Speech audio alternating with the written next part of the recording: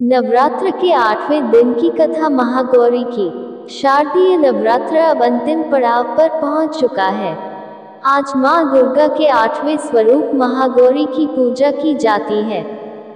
8वें दिन महागौरी की पूजा देवी के मूल भाव को दर्शाता है। देवी भागवत पुराण के अनुसार मां के 9 रूप और 10 महाविद्याएं सभी आदिशक्ति के अंश और स्वरूप हैं।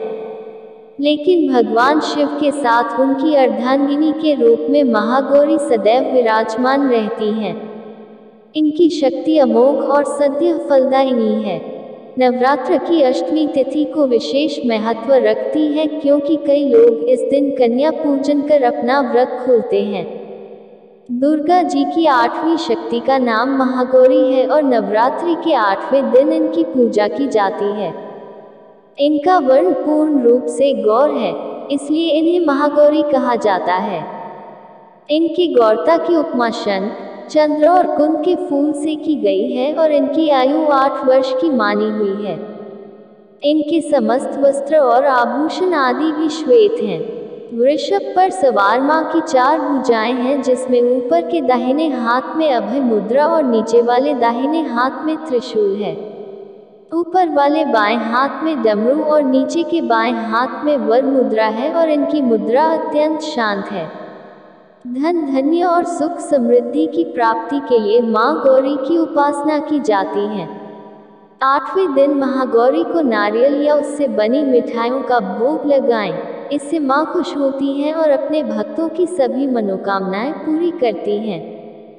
देवी भागवत पुराण के अनुसार देवी पार्वती का जन्म राजा हिमालय के घर हुआ था।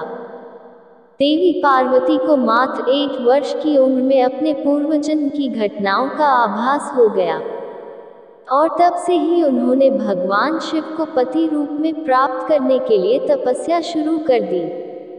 अपनी तपस्या के दौरान माता केवल कंदमूल, फल और पत्तों का आहार करती थीं। बाद में माता ने केवल वायु पीकर तप करना आरंभ किया। हजारों वर्षों तक माता ने अन्न जल ग्रहण नहीं किया था, जिससे माता का शरीर काला पड़ गया था। माता की तपस्या से प्रसन्न होकर भोलेनाथ ने उन्हें स्वीकार किया और माता के शरीर को गंगाजल से धोकर अत्यंत कांतिमय बना दिया। माता का स्वरूप गौरवर्ण हो गया, जिसके बाद माता पार्वती के इस स्वरूप को महागौरी कहा गया है।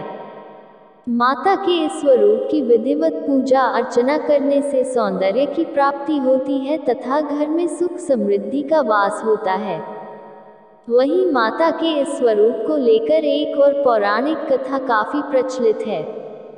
कालरात्रि के रूप में सभी राक्षसों का वध करने के बाद भोलेनाथ ने देवी पार्वती को काली कहकर चिढ़ाया था। माता ने उत्तेजित होकर अपनी त्वचा को पाने के लिए कई दिनों तक ब्रह्मा जी की कड़ी तपस्या की। ब्रह्मा जी ने तपस्या से प्रसन्न होकर मां पार्वती को साक्षात दर्शन दिया और हिमालय के मानसरोवर में स्नान करने के लिए कहा। ब्रह्मा जी की सलाह पर मां पार्वती ने मानसरोवर में स्नान किया। स्नान करते ही माता का शरीर दूध की तरह सफेद हो गया। इसलिए इस माता के इस स्वरूप को महागौरी कहा गया। इनकी सवारी बैल और सिंह है। कहानी थोड़ी सी भी अच्छी लगे तो हमारे चैनल को लाइक, शेयर और सब्सक्राइब जरूर करें।